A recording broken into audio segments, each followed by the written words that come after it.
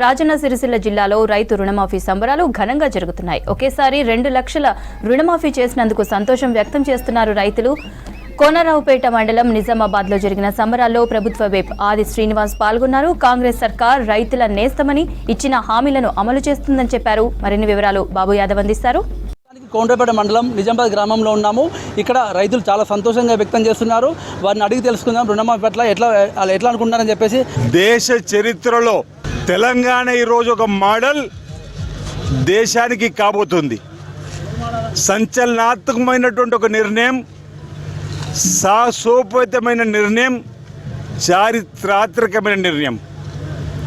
రైతులకు ఒకేసారి 2 లక్షల రైతు రుణమాఫీ చేస్తామని వరంగల్ డిక్లరేషన్లో రాహుల్ గాంధీ గారు ఇచ్చిన మాట, తుక్కుగూడ మహాసభలో శ్రీమతి సోనియా గాంధీ గారు 2 లక్షల రైతు రుణమాఫీ చేస్తామన్నమాట పీస్ అధ్యక్షుడు రేవంత్ రెడ్డి గారి నాయకత్వంలో జరిగిన సభలో.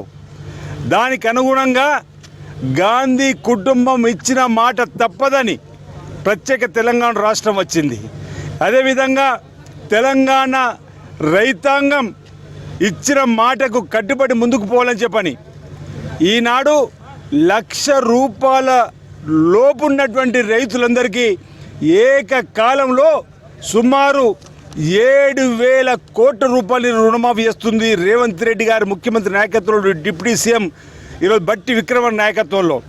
మాకు ఈ 6 నెలల వరకు రైతులకు ఎటువంటి ఇబ్బందులు లేకుండా ఈరోజు ప్రభుత్వం ₹1,00,000 రుణమాఫీ చేయడం జరిగింది.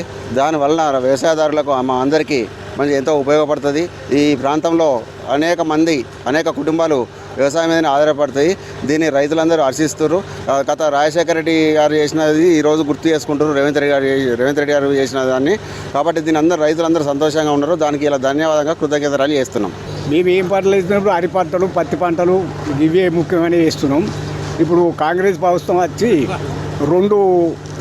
ఒక్కసారి ₹1,00,000 రుణమాఫీ చేస్తుంది కనుక ఆయనకు ధన్యవాదాలు. మరి కాంగ్రెస్ వారికి ఇంకా ముందు మంచి పనులు చేయాలి, మీతో మేము ఉంటామని ధన్యవాదాలు చెప్తున్నాం. రుణమాఫీ ఆ రోజు రాజశేఖర రెడ్డి చేసిండు, ఈరోజు రేవంత్ రెడ్డి ప్రభుత్వమే చేస్తుంది. ఒకసారి రుణమాఫీ ఏ గవర్నమెంట్ వేయలేదు. రైతుల కష్టాలు బాగులు చూసే పార్టీ అంటే కాంగ్రెస్ పార్టీ. కాంగ్రెస్ పార్టీ వల్లనే రైతులు లాభపడతారు. ఏ పార్టీ చేసినా చెప్పుకపోవడే, చేసింది ఏం లేదు. కాంగ్రెస్ పార్టీ చేసింది, అప్పుడు చేసింది, ఇప్పుడు చేసేది కాంగ్రెస్ పార్టీ. గత ప్రభుత్వము 1,04,000 సంవత్సరాలు చేసింది. ఇది ఒకేసారి కదా సార్, దీన్ని మంచి అనుకుంటు కానీ దాన్ని ఎట్లా అనుకుందాం?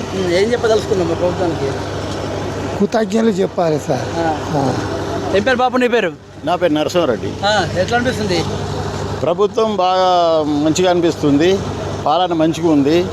ఈ ప్రతి చిన్నవాళ్ళను పెద్దవాళ్ళను అందరినీ గౌరవిస్తుండ్రు. గత ప్రభుత్వం మాత్రం వానికి స్థానమే లేకుండా ఇది చేసిర్రు. రుణమాఫీ కూడా 10 సంవత్సరాల దాకా 25,000, 10,000 ఇట్లా అనుకుంటా సగం మందికి ఎగబెట్టిన ప్రభుత్వం అది.